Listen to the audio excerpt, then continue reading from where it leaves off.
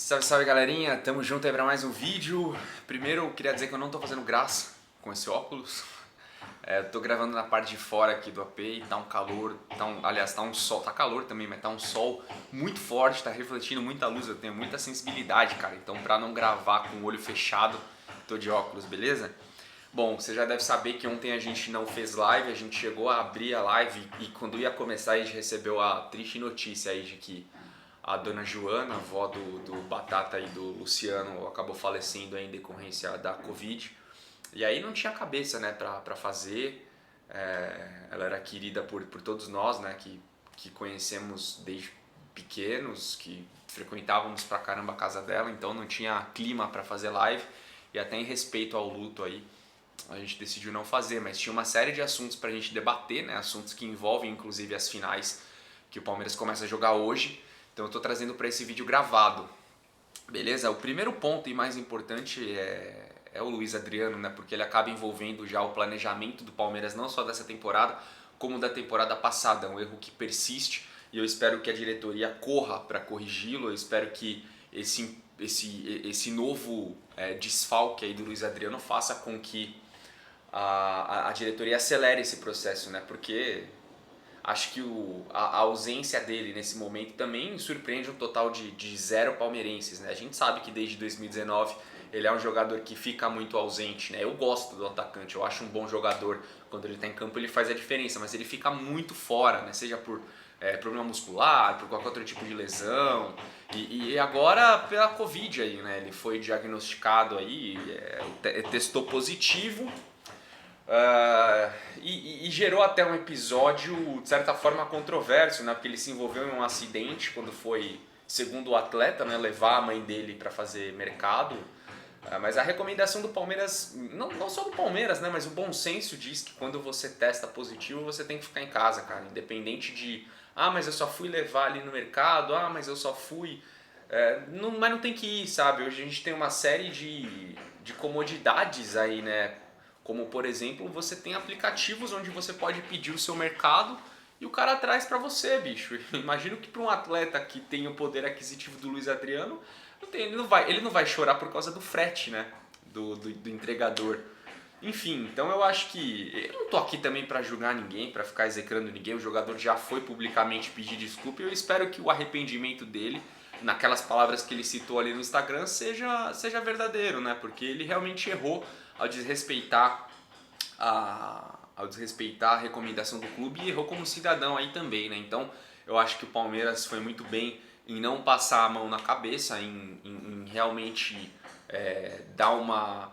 Não dá pra chamar que é uma punição ao atleta, né? Porque o Palmeiras solicitou que ele fizesse doações aí de cestas básicas, né? Que convertesse a multa que ele receberia aí em cestas básicas. Então não acaba sendo uma punição, acaba sendo um ato corretivo e que vai gerar um bem pro próximo. Então eu acho que o Palmeiras foi muito bem nessa atitude que ele tomou em relação ao Luiz Adriano, né? Mas está indo muito mal na demora para escolher o seu substituto. A gente cai de novo naquele papo do Borré.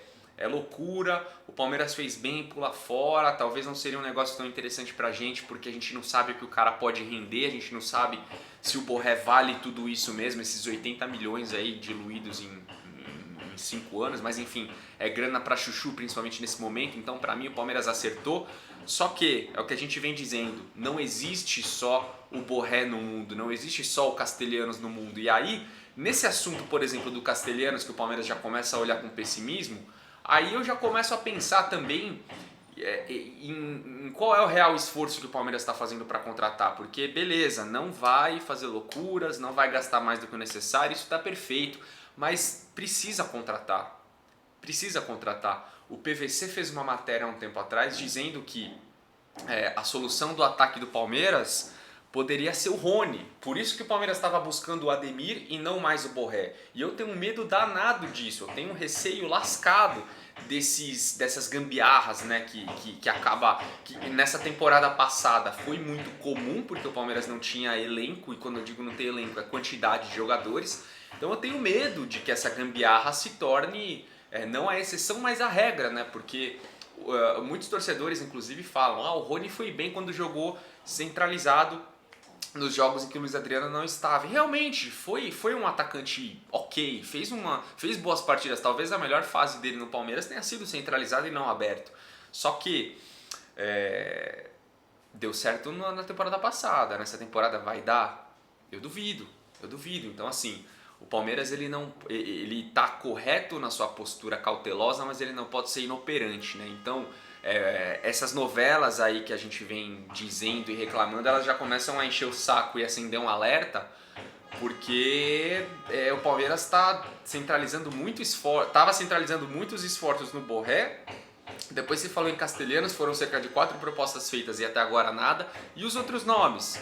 E os outros mercados? Tem jogador por aí, cara, é só procurar, é só contratar. A gente não pode também, não pode contar com o Rony para ser o centroavante, mas também não pode contar com a base, porque a gente não tem, cara, não tem. O Papagaio não acho que seja jogador pro Palmeiras, infelizmente, não é tudo que vem da base que a gente pode aproveitar. O Papagaio já rodou por Atlético, já rodou pelo Goiás, e não sei, cara, sinceramente eu não sei se ele ainda vai despontar mais tardiamente, mas eu não acho que ele possa ser uma opção. E o Newton, não sei, falam bem do garoto na base, mas ele entrou lá contra o São Bento e é diferente, cara, o profissional é diferente.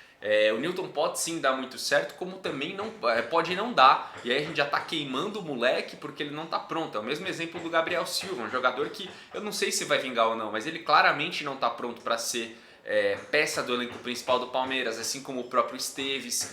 Então tem jogadores que ou eles não vão ser o que a gente espera, ou eles precisam de um tempo para maturar. Assim como o Wesley, que foi emprestado para o Vitória e voltou pronto, né, para a temporada passada. Então é isso, cara. O Palmeiras não pode cair na besteira de usar esses atletas da base que não estão prontos como alternativa ao Luiz Adriano, e também não pode ficar utilizando de gambiarras, de repente, não, vamos pôr o Bigode ali, vamos pôr o Rony.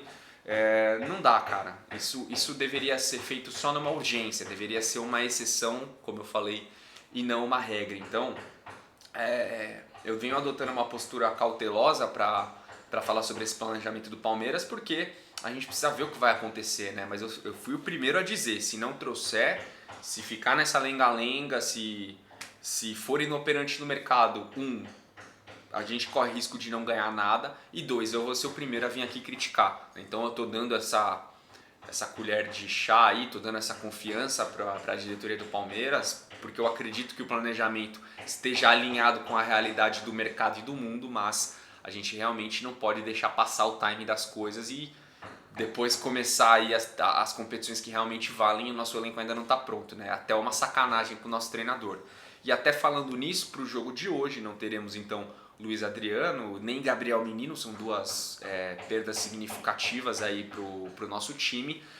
Então, pensando nessas ausências, o que eu faria se eu fosse o Abel? Eu armaria o meio campo com... eu tinha falado lá numa live do Não Importa o Que Digam que eu colocaria o Zé Rafael ao lado do Danilo, mas eu acho que eu mudei de ideia, cara. Eu colocaria Felipe Melo, Danilo, que são dois volantes bons de marcação e bons de passe, principalmente passe longo, e Rafael Veiga. O ataque eu faria com Wesley, Breno Lopes, porque eu não sei qual é a real condição do Verón, e o Rony centralizado. E aí, cara, estudando aí o defensa e vendo o que eles fizeram na temporada passada, por que eles foram campeões da Sul-Americana, eu posso dizer pra você que não é um time, claro, do primeiro escalão do futebol argentino, mas ele também não é um time bêbado, né? Porque a gente sempre tende a achar que um time pouco conhecido ou com um nome diferente, é time de bêbado, tem que passar o carro, né? Lembro sempre do exemplo do Tigres, time do México, não sei o quê. Não é bem assim, cara. Então, as outras ligas aí ao redor do mundo estão se reforçando, times novos estão surgindo e fazendo bons trabalhos, como Independiente Del Valle, como aí o próprio Defensa e Justiça. E eles vão realmente se reforçando com bons trabalhos. E esse time do Defensa, pelo menos nas mãos do Crespo, jogava um futebol moderno. Era um time que adiantava linhas, era um time que fazia saída de 3, era um time que tinha variações táticas, mas que tem um certo problema, que é quando eles adiantam a marcação, principalmente jogando em casa, eles sofrem com bolas longas, eles sofrem com a velocidade que pega a defesa desguarnecida.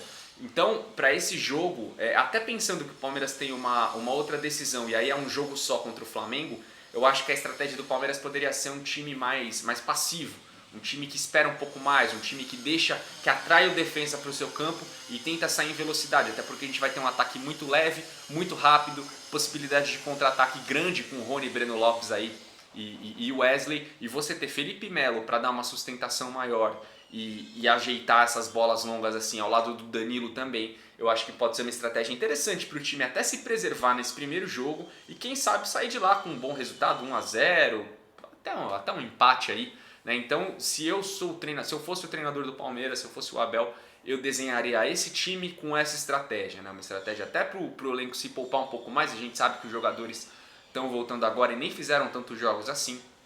Então, é dessa forma que eu iria para o jogo de hoje. E falando ainda sobre o jogo de hoje, vai ter react, tá? A gente tá vendo qual é a melhor forma de fazê-lo. Pode ser que a gente faça de um jeito diferente em decorrência de tudo que vem acontecendo, mas vai ter react, então fica ligado aí que provavelmente amanhã, por volta do meio-dia, ele vai estar no ar. E as lives voltam também a partir de quinta-feira. Beleza, rapaziada? Então deixa aí nos comentários o que você acha dessa situação aí, né, envolvendo o Luiz Adriano e principalmente como você iria para o jogo de hoje, qual seria a sua escalação, qual seria o seu time, como você acha que a partida vai se desenhar. E é isso, tamo junto, um abraço e até mais, valeu!